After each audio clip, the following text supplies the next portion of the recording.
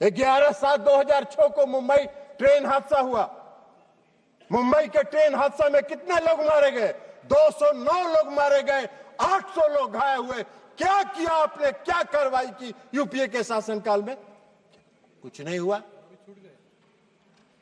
26/11/2008 को पूरा मुंबई महानगर में आतंकवादियों का कब्जा था। आतंकवादियों का कब्जा था। कैसे आए थे आतंकवादी? आज तो आप सवाल पूछ रहे थे कि पहलगांव में आतंकवादी कैसे आए। मुंबई पूरे शहर में, महानगर में आतंकवादी कैसे घुसे थे, आपको बताना चाहिए। उस आतंकवादी घटना में महाराष्ट्र पुलिस के 2 अधिकारी मारे गए थे। 2 अधिकारी मारे गए और उस पूरे महानगर के 26/11/2008 की घटना में 175 लोग मारे गए थे, 300 लोग घायल हुए थे। क्या किया आपने? क्या किया आपने? उसमें 29 विदेशी नागरिक भी थे। विदेशी नागरिक थे जो मारे गए थे। उसमें जो बॉम्बे पुलिस के 2 अधिकारी, संयुक्त पुलिस आयुक्त और ज्वाइंट पुलिस कमिश्नर मारे गए थे। क्या किया था?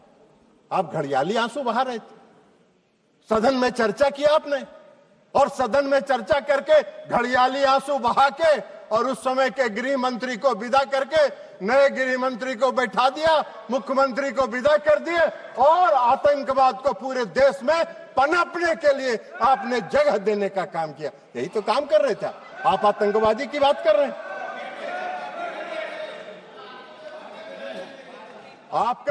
आपको आतंकवाद के खिलाफ लड़ाई लड़ने का न साहस था यूपीए सरकार को और न उसमें दम था कि वो आतंकवाद के खिलाफ लड़ाई लड़ते। खाना पूरी करते थे, घड़ियाली आंसू बहाने का काम करते थे। हाँ,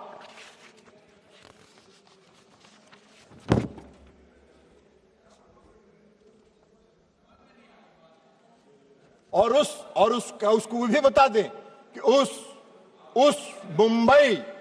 मुंबई की घटना का जो मुख्य कर्णधार था, जो अमेरिका में छिपा हुआ था, आपको उसको लाने का साहस नहीं हुआ। प्रधानमंत्री नरेंद्र मोदी जी ने उसको इस देश में लाके उस पर मुकदमा चलाने का काम किया। आप बात कर रहे हैं? हाँ, जरूर है। आज जरूर है कि इस देश में भारत ने पहली बार आतंकवाद के खिलाफ लड़ने का जो संकल्प लिया और जो संकल्प दिखाया वो 2016 में शुरू हुआ, जब इस देश के प्रधानमंत्री ने कहा कि हम अपने देश की धरती पर आतंकवाद को पनपने नहीं देंगे, निर्णायक लड़ाएंगे और आतंकवादियों को घुस के उसके घर में मारने का काम करेंगे। यह संकल्प प्रधानमंत्री नरेंद्र मोदी जी ने दिखाया। 2016 में उरी की घटना हुई, 25 लोग मारे गए, 25 सैनिक मारे गए उरी की घटना। और 25 सैनिक मारने के बाद देश के प्रधानमंत्री ने निर्णायक लड़ाई लड़ते हुए सर्जिकल स्ट्राइक किया और पाकिस्तान की सीमा में घुसकर पाक आतंकवादियों को समाप्त करने का काम किया। यह प्रधानमंत्री ने इस संकल्प के साथ काम किया, आतंकवाद के खिलाफ लड़ाई लड़ने का काम किया। आपको कहां दिखाई दे? आतंकवादी प्रशिक्षण केंद्र समाप्त हुए सर्जिकल स्ट्राइक में, सैकड़ों आतंकवादी मारे गए और फिर दोबारा आतंकवादियों ने साहस किया। फरवरी में 14 फरवरी 2019 को पुलवामा में आतंकवादी घटना हुई और पुलवामा में सीआरपीएफ के गाड़ी पर आत्मघाती हमला हुआ और उस आत्मघाती हमले के बाद आदरणीय प्रधानमंत्री नरेंद्र मोदी जी के नेतृत्व वाली सरकार ने अपने संकल्प को फिर दोहराया और एयर स्ट्राइक करके पूरे प्रशिक्षण केंद्रों को तबाह किया। जैसे मोहम्मद के लश्कर के सारे प्रशिक्षण केंद्रों को तबाह करने का काम किया। आप मोदी जी को सिखा रहे हैं आतंकवाद के खिलाफ लड़ाई लड़ने का। आप तो आतंकवाद के खिलाफ क्या लड़ाई लड़े थे? इतना दिन देश में शासन किए। आजादी के बाद से तो सबसे ज्यादा शासन आप ही लोगों ने किया है, तो आपको बताना चाहिए था। कि हमने ये काम किया था? आप तो कुछ किया नहीं, तो 0 सन्नाटा है। तो 0 सन्नाटा में क्या कहिएगा? तो खोज रहे हैं, अभी बोल रहे थे पहलगांव में आतंकवादी किन उद्देश्यों के साथ आया, उसका भी व्याख्यान आप ही कर रहे थे कि इन उद्देश्यों के साथ पहलगांव में आतंकवादी घुसे थे। आपसे पूछ के घुसे थे क्या वो लोग? आपको कैसे जानकारी है कि वो किस उद्देश्य के साथ लेके घूमे? अरे ऐसा बात मत करिए। कम से कम देश की एकता और अखंडता के साथ मजाक मत करिए। देश की एकता और अखंडता के साथ देश की सरकार के साथ खड़ा रहने का काम कीजिए, नहीं तो कोई नहीं। विश्वसनीयता तो प्रतिदिन समाप्त हो ही रही है, आने वाले समय में कोई पूछेगा भी नहीं, यह भी जान लीजिए। तो इसलिए एयर स्ट्राइक किया प्रधानमंत्री जी ने। पुलवामा की घटना के बाद 26 अप्रैल को बालकोट में घुस के एयर स्ट्राइक करके आतंकवादियों के प्रशिक्षण केंद्र को समाप्त करने का काम किया।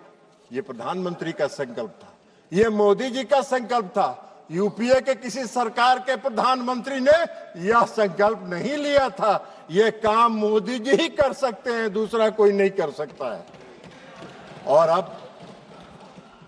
और अब ऑपरेशन सिंदूर पर आइए। 22 अप्रैल को पहलगाम में घटना हुई, और 22 अप्रैल को पहलगाम में जब घटना हुई तो अरे जाओ ना यार, वहां वोटर बड़ा जाली बनवाए हुआ, उधर जाके देखो।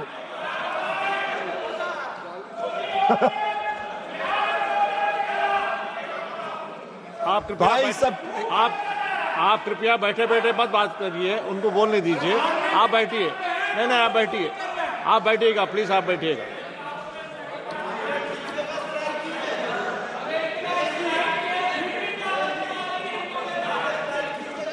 हाँ, उनको हो नस पकड़ा गया है, असली नस पकड़ा गया। इलाज भी, और अगर देखिए आपको एक चीज बता देते हैं, अगर असली बीमारी पकड़ा जाता है तो उसका इलाज भी परफेक्ट होता है। डायग्नोसिस अगर सही हुआ तो ट्रीटमेंट, डायग्नोसिस सही हुआ तो ट्रीटमेंट भी पक्का होगा। आपकी बीमारी समाप्त हो जाएगी, चिंता मत करिए। आप बैठिएगा। आप नहीं, जब भी बोलेंगे, आप जब मौका देंगे तभी बोलेंगे। और सभापति महोदय, प्लीज एड्रेस द चेयर। सभापति महोदय, 22 अप्रैल को पहलगांव में घटना हुई। हमारे पूरे देश के पर्यटक वहां गए थे, घूमने गए थे, परिवार के साथ गए थे, छुट्टियां मना रहे थे, और आतंकवादियों ने हमला किया। 26 लोग मारे गए। हमारे देश के प्रधानमंत्री जी की उनकी आत्मा जो इस देश में बसती है, इसको महसूस करना चाहिए। वो यात्रा स्थगित करके, विदेश की यात्रा स्थगित करके देश में तत्काल वापस आने का काम उन्होंने किया। और इसलिए कि उनको दर्द था इस बात का। सुन लीजिए ना यार, बैठिए ना, प्रवचन मत दो ना यार, तमाशा कर रहे हो।